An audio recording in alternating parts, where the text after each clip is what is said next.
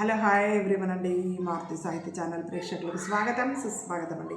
అంతా బాగున్నారా అండి? మేమంతా బాగున్నాం. ఈరోజు మన మారుతి సాహిత్య ఛానల్లో ఎద్దనపూడి సులోచన రాణి గారు రచించినటువంటి అనురాగ గంగ నావెల్లో ఈరోజు ఎపిసోడ్లోకి వెళ్ళే ముందు నిన్నటి ఎపిసోడ్లోని విశేషాలు ఏంటో తెలుసుకుందామండి.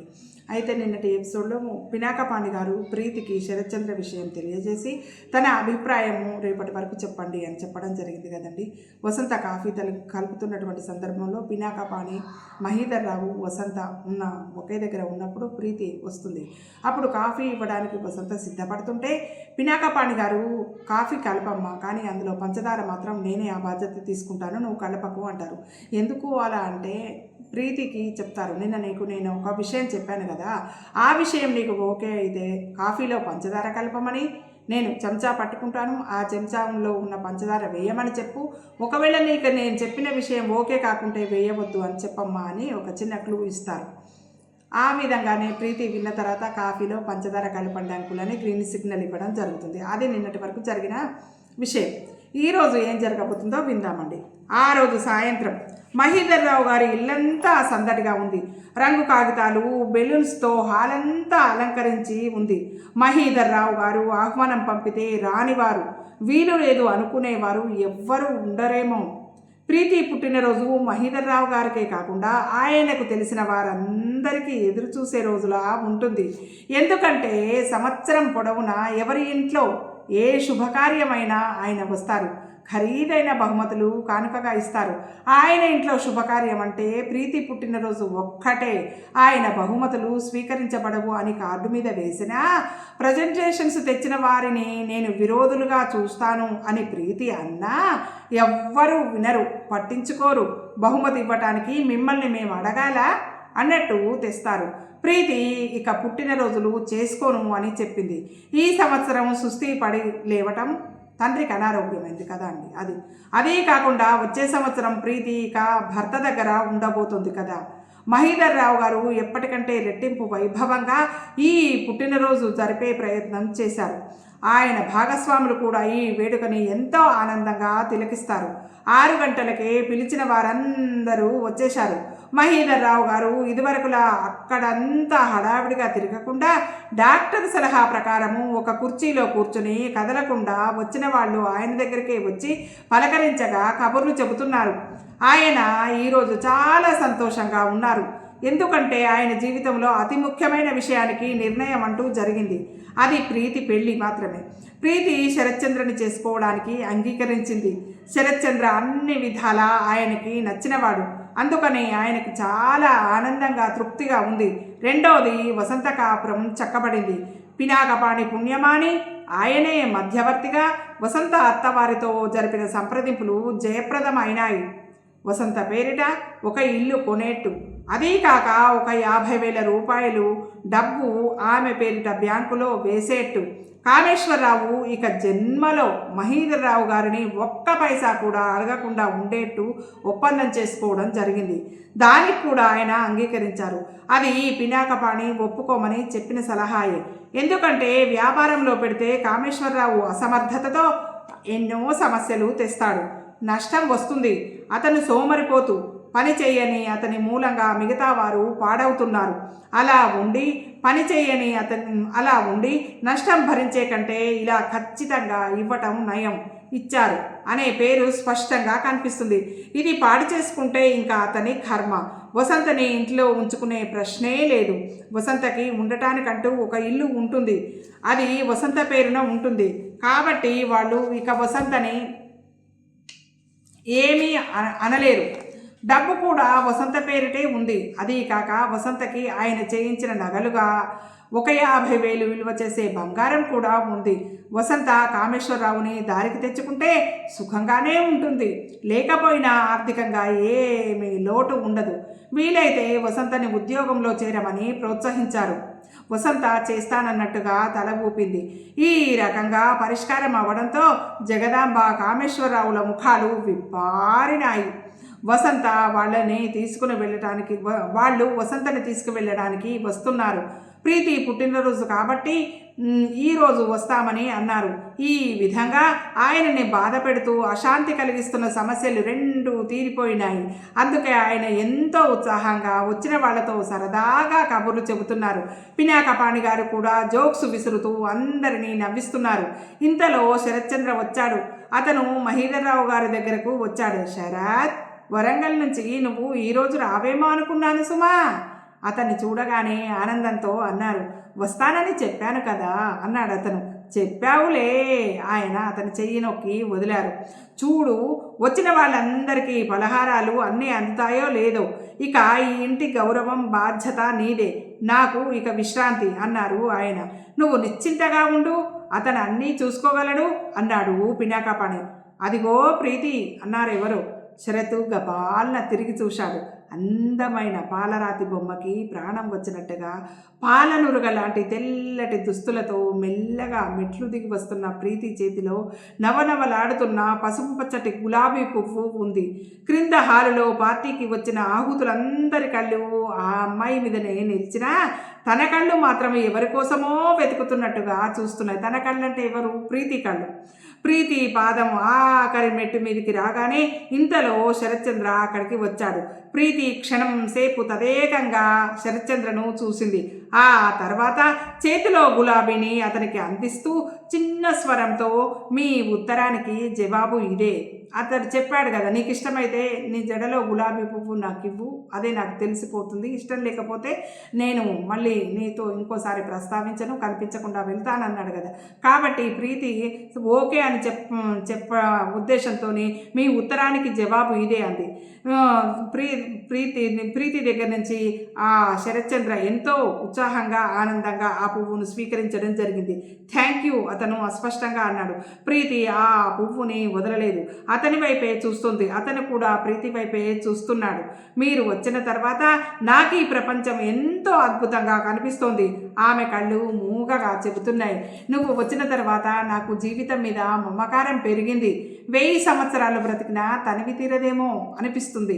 అతని కళ్ళు మౌనంగా ఆర్తిగా ఈ భావాలను వెల్లడిస్తున్నాయి. దూరం నుంచి ఒక వయసు మళ్ళిన వ్యక్తి వీళ్ళిద్దరినీ రెప్పవాల్చకుండా చూస్తున్నాడు. అతని ముఖం నిండా దెబ్బలు తగిలి మానినట్టుగా ఘాట్లు మచ్చలు ఉన్నాయి. మొరటుగా ఉన్న అతని పెదవుల మీద క్రూరమైన చిరునవ్వు మెదిలింది. ఆ నవ్వు అతని ముఖంలో ఉన్న భీకరత్వాన్ని రెట్టింపు చేసింది. ఇంత అందమైన చదువుకున్న కొడుకుని దూరం చేసుకున్న నేను ఎంత దౌర్భాగ్యుడిని అన్నాడు. ఊరుకో, ఎవరన్నా వింటే ముందు నిన్ను ఇక్కడికి తీసుకొచ్చిన నన్ను చంపేస్తారు అన్నాడు ప్రక్కనున్న వ్యక్తి. ఎవరు విన్నా వినకపోయినా వాడు నా కొడుకు. వాడికి నేను అనేవాడిని ఉన్నానని తెలియచేయాల్సిన బాధ్యత నా ప్రాణ స్నేహితుడైన నీకంటే ఇంకెవరికి ఉంటుంది? అతను నవ్వాడు. అసలే భయంకరంగా ఉన్న ఆ ముఖం ఆ నవ్వుకి ఇంకా పైశాచికంగా మారింది. చూసేవారి శరీరం జలధరించేట్టుగా అనిపిస్తోంది. ఆ ముఖం లోతుగా గుంటల్లో ఉన్నట్టున్న ఆ కళ్ళలో చెడును చూస్తే ఆనందం, మంచిని చూస్తే సహించలేని అమానుషత్వం కనిపిస్తున్నాయి. మోటుగా ఉన్న పగిలినట్టున్న ఆ పెదవులు అబద్ధాలు తప్ప మంచి మాటలు నిజాయితీ ఆ పెదవులకు తెలియవా అన్నట్టుగా ఉన్నాయి.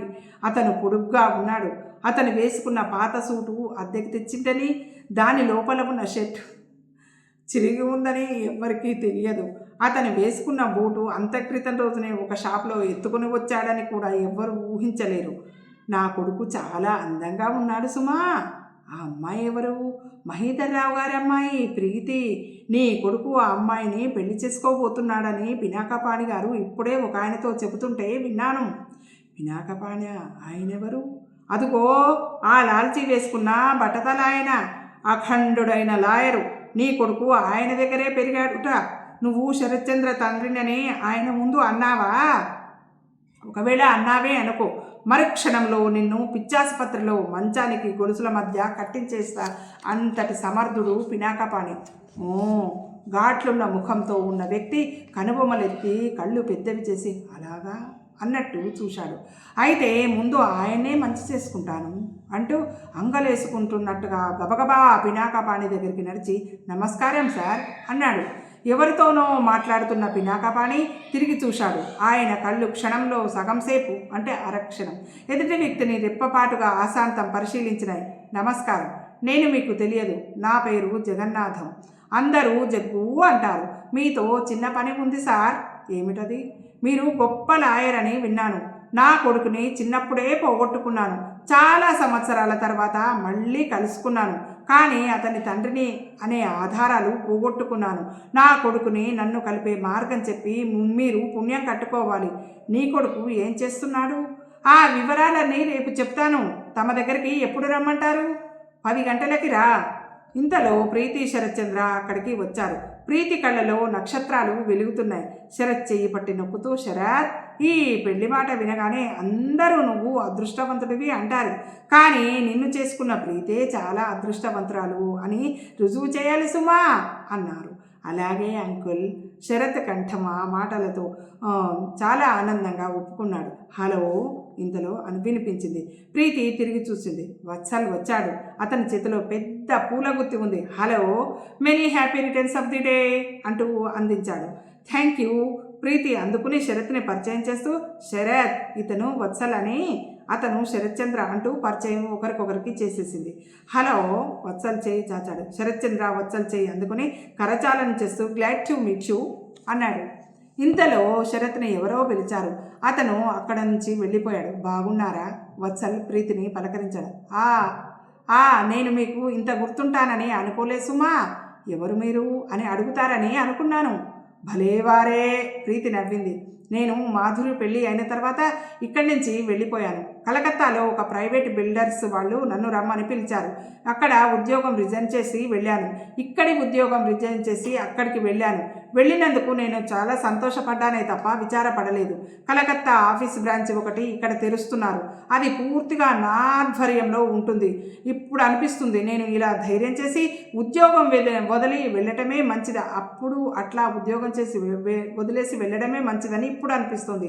ధైర్యే సాహసే లక్ష్మి అన్నారు కదా. ప్రీతి నవ్వింది. ఇక్కడికి వచ్చి 4 రోజులే అయ్యింది. మాధురి ఇంట్లో మీ పుట్టినరోజు ఆహ్వానం చూశాను. బాబాయి పని మీద బెంగళూరు వెళ్ళారు. నన్ను మాధురిని మీ పుట్టినరోజుకి తప్పకుండా వెళ్ళిరమ్మని చెప్పారు. మాధురి భర్తకి ఒంట్లో బాగాలేదు. అందుకని వాళ్ళ తరఫున వచ్చాను నవ్వుతూ అన్నాడు వత్సల్. ప్రీతి నవ్వింది. అబ్బా, ఎంత పెద్ద సంజాయిషి అనుకుంది. ప్రీతిలో ఎందుకో వత్సల్ అంటే ఈసారిలా బోర్ అనిపించలేదు. స్నేహపూరితమైన అతని చిరునవ్వు నచ్చినట్టే అనిపించింది. నేను ఈ ఊరిలోనే ఉంటాను కాబట్టి అప్పుడప్పుడు వచ్చి మిమ్మల్ని బోరు కొట్టించేస్తాను. తప్పకుండా మోస్ట్ వెల్కమ్ అంది. 2 వారాలు తిరగకముందే ప్రీతికి శరత్చంద్రతో వివాహం అయిపోయింది. పినాకపాణి గారు శరత్చంద్ర తల మీద అక్షింతలు వేస్తూ అన్నారు. ఒళ్ళో పిల్లాడిని పెట్టుకుని ఊరంతా వెతికినట్టు ఎదురుగా నిన్నుంచుకుని ప్రీతికి వరుడి కోసం దేశమంతా వెతికాను కదా. అందుకే ప్రాప్తం ఉండి సమయం అనేది వస్తే గాని మన కళ్ళెదుట ఉన్నది కూడా కనిపించదని అన్నారు. ఈ పెళ్ళి ప్రీతి శరత్చంద్రుల ఇష్ట ప్రకారం అతి దగ్గర వాళ్ళు మాత్రమే ఆహుతులుగా రాగా వీలైనంత నిరాడంబరంగా జరిగిపోయింది. పిల్లవాడికి కట్నం కానుకలు ఏమీ ఇవ్వలేదు. పిల్లకి అతను నగలు నాణ్యాలంటూ ఏమీ అడగలేదు. ఒకరికి ఒకరు తమను తాము అర్పించుకున్నట్లుగా, అంతకంటే విలువైనది ఏదీ లేనట్టుగా ముగిసింది వివాహం. పెళ్లికి వచ్చిన వాళ్ళంతా ఈ పద్ధతి చాలా బాగుంది అని మెచ్చుకున్నారు. ప్రీతి శరత్చంద్ర ఇద్దరు ఈడు జోడు చూడముచ్చటగా సరైన జంటగా ఉన్నారని అందరూ అనుకున్నారు. ప్రీతి పెళ్లి అవగానే శరత్చంద్ర ఇంటికే కాపురానికి వెళ్ళిపోతుందని, కాపురానికి సరంజామా ఏ ఒక్కటి మహీధర్ రావు గారు ఇవ్వటానికి వీల్లేదని శరత్చంద్ర అన్నాడన్న విషయం అందరూ విడ్డూరంగా చెప్పుకున్నారు. జగదాంబ మాత్రం అదో నాటకం, ఒక్క పిల్ల, ఈరోజు కాకపోతే రేపైనా ఇదంతా ప్రీతికే కదా, తనకి డబ్బు మీద ఆశ లేనట్టు గొప్పలు చెప్పటం అంది. ప్రీతి చెవిన ఈ మాటలు పడినాయి. విసురుగా ఏదో చెప్పబోతుంటే వసంత వదినా అంటూ వారించింది. ఇప్పుడేం అనవద్దు అంటూ అర్థింపుగా చూసింది.